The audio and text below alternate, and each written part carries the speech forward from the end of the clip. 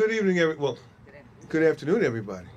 I'm Mayor Armstead, and on behalf of the City of Linden, I'd like to thank Mrs. Jill Paul and the Oliver Foundation for this very generous donation of a AED device. I'd also like to thank everyone in attendance. We have some elected officials here. We have my council president, Michelle Yamakaitis. We have the first ward councilwoman, Lisa Orman, my sister. Second ward council member, Barry Javik. Mark's on his way. Oh, Mark's on his way, the 8th ward councilman. We played a lot of games out here in this park out here. We're 8th ward, but I want you all to know I was originally a 7th warder from down on. It was 5th ward here too.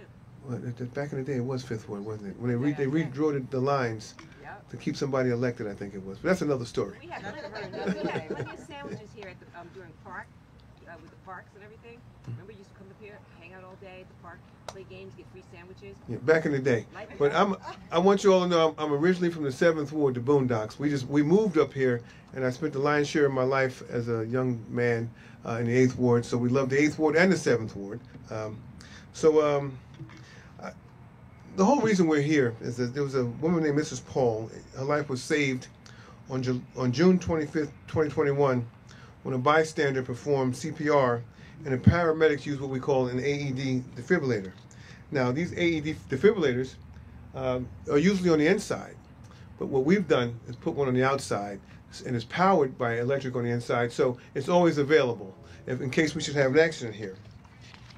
Now, one of my main reasons for selecting this site was because during the fall and the late summer, I see our Linden Pop Warner football program is always out here. There are kids out here every day playing and hitting each other, and unfortunately, football is a very contact-driven sport, and people sustain a lot of injuries, and we just don't know what could happen. But several years when I was out here watching the kids, there was a kid, Xavier, Jesus Christ, I'm getting bad with my names here. McLean, Xavier McLean, and I know his mother and father so well, how could I forget the name? Xavier McLean was here practicing, and he was a tough kid, tough as nails, and I used to enjoy watching him play. And then one day we were at a high school football game, and Xavier got hit, and he passed away as a result of his injuries. And I thought, what a better and what more appropriate and fitting way than to put this particular device out here at St. Mark's where all of our kids are playing, because we don't know what's going to happen when you're playing football. It's a very contact-driven and it's a dangerous sport. So we felt like it was very important to put it here. And I'm going to be the first to say that this particular device is in honor of Xavier McLean and all the time he spent out here on the grass out here and playing football here. So heart attacks are a circulation issue, and 85%, there's an 85% survival rate, do not require CPR, though some heart attacks can cause cardiac arrest. So I think that just having the equipment here, in the event that something goes awry, it's better to have it and not need it than need it and not have it. So we chose St. Mark's Park to be our first place to have it. And this is not going to be the first one. We're going to make sure that at some point or another, we have them in all our parks, whether kids are playing baseball, football, basketball. Remember, you could play baseball and get hit with a fastball and get hit in the chest. And let me tell you something, that's not a laughing matter. That's serious business. You know, I say this because I played PAL baseball, and I got hit with a pitch one time and just glanced across my chest, and I thought the world was coming to an end. So you get hit with a hard ball, something going 35, 40, maybe 50 miles an hour, and it could be a real issue. So we're just thankful to be able to have this device here. And again, I'm going to do everything humanly possible to make sure at some point or another, that we have them everywhere in all our parks where kids are enjoying or engaged in some sort of contact activity outside, that they're there. And again, it's better to have them and not need them than need them and not have them. So again, I just want to thank all those involved for trying to bring this to the city of Linden. And without any further ado, I'm going to turn the program over to the person who brought this to me. Okay, go ahead. Thank you. So first of all, I want to say I'm Miss Paul. There is no man, and I am very successful without one, so I am not Mrs. But anyway, yes.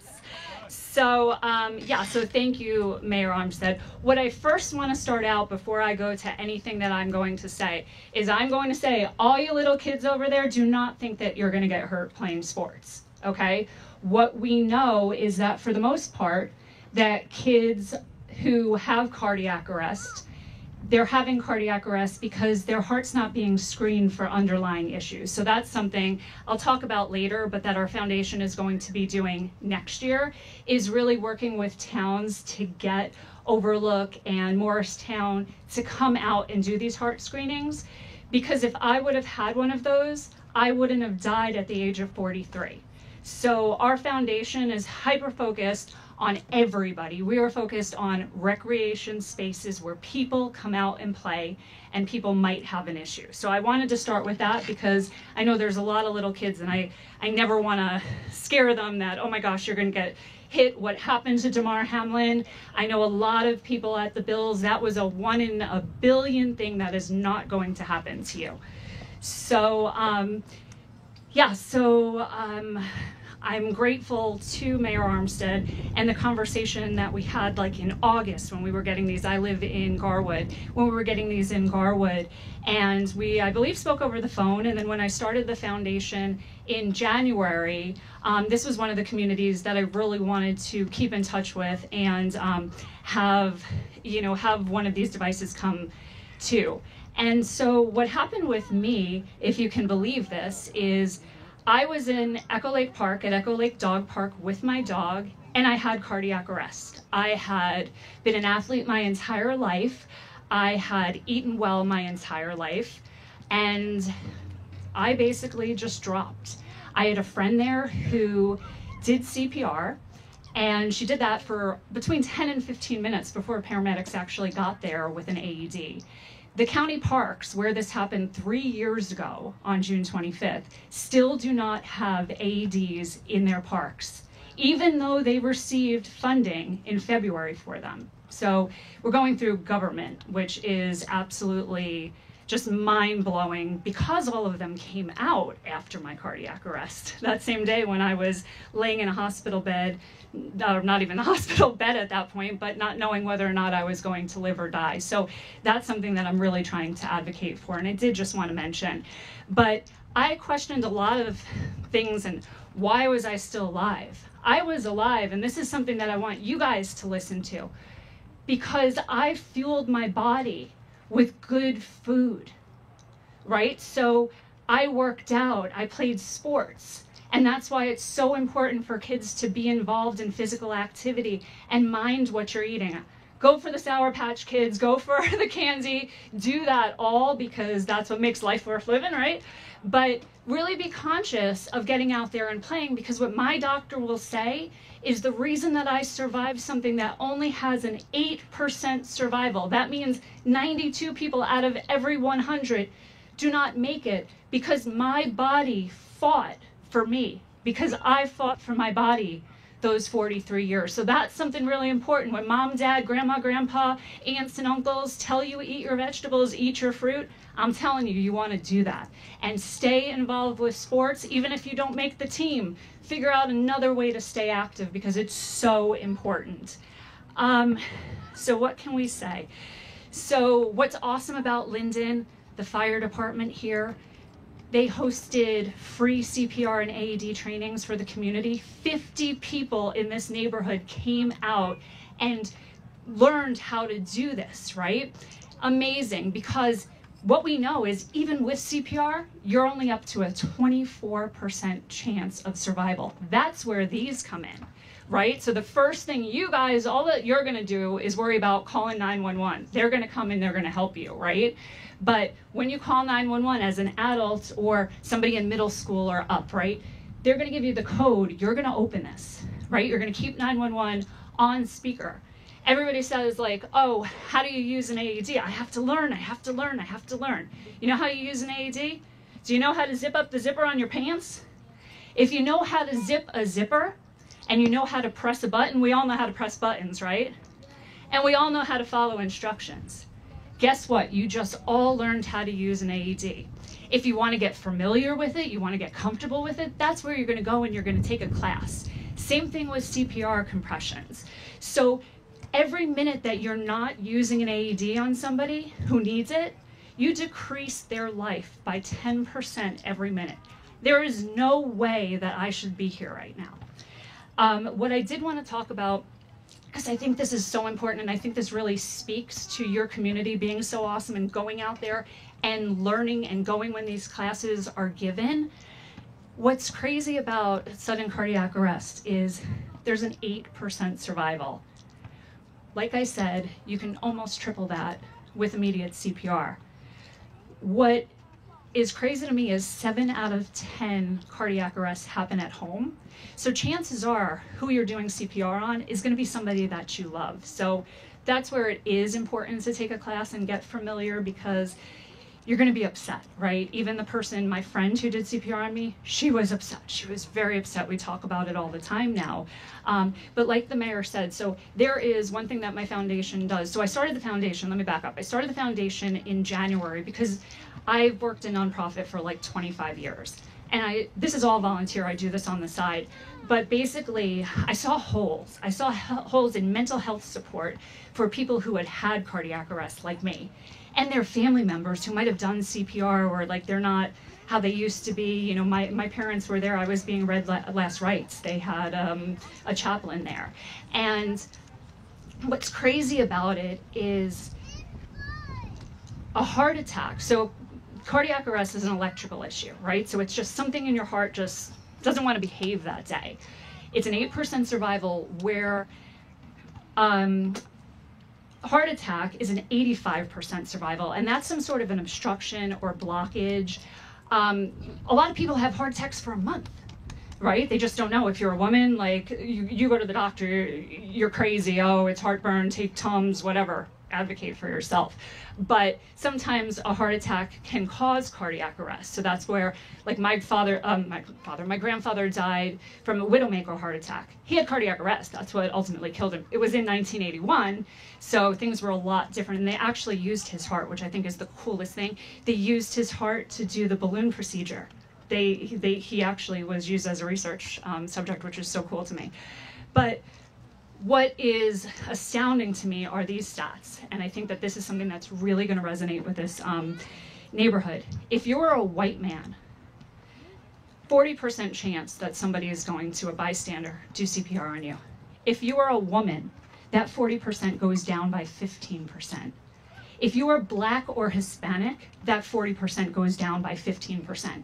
So if you are a Black or Hispanic woman, take that 40% and take 30% off of it. That is your likelihood of somebody helping you. That is unacceptable, and that's why I'm so proud of this community for taking the initiative to put this here, to go out and be trained. We want to do more of that stuff, but it is unacceptable. There is something called the Good Samaritan Law. I have spoken with courts throughout the country on a local, state, and federal level. I've spoken with all sorts of attorneys and judges. The cases do not even, people are afraid of getting sued. The cases do not even make it to the desk. They immediately dismiss them. You're not going to get sued. And men, seriously men, I don't know what is wrong with you, but on what planet do you think you're going to get sued for sexual harassment? Has anybody ever seen on television where CPR looks any way, shape, or form like somebody is playing with somebody's breasts? No. Right? So like that is like the stupidest excuse I've ever heard. People need to step up, and people need to help people, especially in their own communities.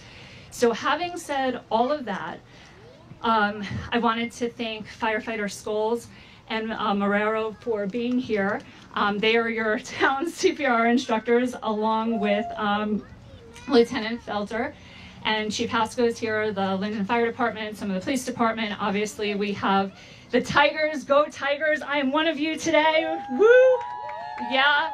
So thank you guys all for being here. We're going to do some pictures, but what we wanted to do was have time to be able to do an AED demonstration and a CPR demonstration. And what I do want to tell you with this, So like I said, you're going to follow the instructions here. You're going to call 911. You're going to keep that on speakerphone. CPR compressions, we're going to show you how to do them over here, or they're going to show you how to do them. If you call 911, they're going to say, hey, Mary. So Mary's over here. She's the secretary of the Library Foundation's board. Hey, Mary, do you know CPR? And if Mary knows CPR, but if Mary said no, what they're going to say, Mary, can you take your hands, and we can all do this, and then you can go over there and try it.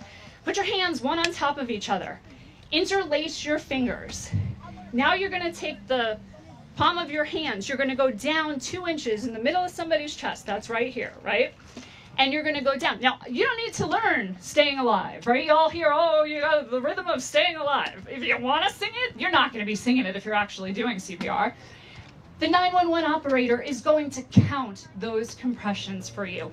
Once you put this on somebody, let me tell you, 911 is going to give you that code. You're going to open it. There's a little box in there. You're going to unzip it. You're going to press the button. You're going to, on the pads, it shows you. They'll show you over here. It shows you exactly where to place them. It's going to read that person's heart and tell you if it needs the shocks. It's going to say step away because it's going to shock. That's what you're going to do. It's also going to count off for you and keep your rhythm during compressions. So that's why this is so important. Most places that have these, they're inside. They only have the AED part. So you have umpires, you have referees, you have coaches, bringing them back and forth from practices and games. This is here, whether or not there's a practice going on, whether there's a game going on. If there's people here, if there's people on the street, anybody who needs this, it is here for you. This is such an asset to this community. I know Mayor Armstead said that they'll be putting more here. It's amazing. It is amazing. This, hopefully nobody ever has to open this. But if it needs to be opened, it is here, right? So where is our lieutenant? Do you want to talk or you want to just do pictures? Talk? You want to talk? You want to do pictures? You want to just start?